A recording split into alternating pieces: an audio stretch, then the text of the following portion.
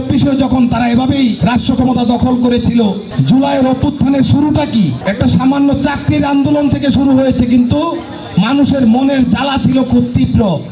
যখনই সুযোগ পেয়েছে, হাসিনা সামান্য ভুল করেছে, সামান্য একটি শব্দ ব্যবহার করেছিল, সেই বৈষম্য বিরোধী যে ছাত্র আন্দোলন, সেই আন্দোলনকারীদেরকে রাজাকার বলে সম্বোধন করতে গিয়ে সামান্য একটি ভুল থেকে কিন্তু সেই আগুন বারুদের মতো জ্বলে উঠেছিল। এটা কিন্তু শুধুমাত্র চাকরি না পাওয়ার কারণে না, এই বাংলাদেশের মানুষের অধিকার হারা মানুষ তাদের দীর্ঘদিনের জ্বালা যন্ত্রণার বহিঃপ্রকাশ কিন্তু ঘটানো শুরু করে দিয়েছে তখন থেকেই।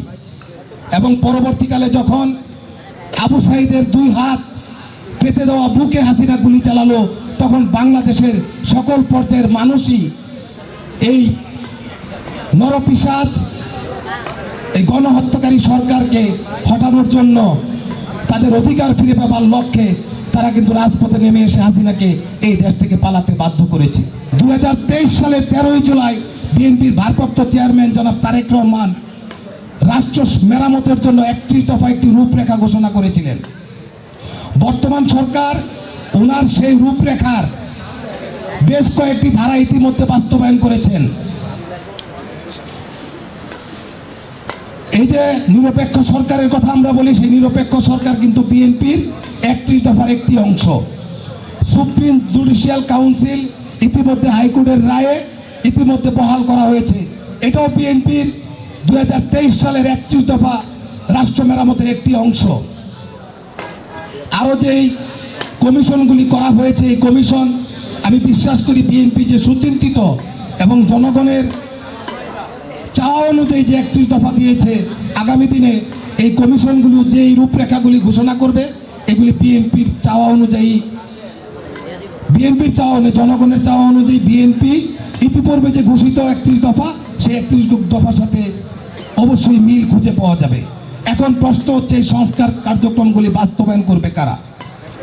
এমন অনেক কার্যক্রম আছে যেগুলি সংসদে পাশ করতে হবে, তাহলে এখন যদি বাস্তবায়ন করে আর নির্বাচিত সংসদ এসে যদি এগুলি অনুমোদন না করে, তাহলে কিন্তু এগুলির কার্যকারিতার ক্ষেত্রে খুব বড় রকমের একটি জটিলতা তৈরি হবে। তাই আমরা যে রাষ্ট্রের মালিকানা জনগণকে ফেরত দিতে চাই, জনগণই নির্ধারণ করুক কারা আগামী দিনে এই সংস্কার প্রস্তাবগুলি বাস্তবায়ন করবে। নিশ্চয়ই জনগণ দীর্ঘমেয়াদে একটি অনির্বাচিত সরকারের অধীনে রাষ্ট্র পরিচালিত হোক, এটা চাওয়ার কথা না। যদি তাই চাইতো তাহলে হাসিনাকে তারা বিদায় করতো না, কারণ হাসিনা ও ভোটারবিহীন নির্বাচনের মাধ্যমে রাষ্ট্র ক্ষমতা দখল করে রেখেছিল। প্রত্যেকটা নির্বাচিত সরকারকেই জবাবদিহিতার অধীনে আসতে হবে প্রতিনিয়ত সংসদের মাধ্যমে, এবং চূড়ান্তভাবে 5 বছর পর নিরপেক্ষ সরকারের অধীনে যখন ভোট হবে, রাজনৈতিক দল যখন তার প্রতিশ্রুতি বাস্তবায়নে এবং জনগণের প্রতি তার দেওয়া অঙ্গীকার বাস্তবায়নে ব্যর্থ হবে, তখন জনগণ কিন্তু আবার তার মতামত দেওয়ার সুযোগ পাবে কারা আগামী দিনে রাষ্ট্র পরিচালনা করবে।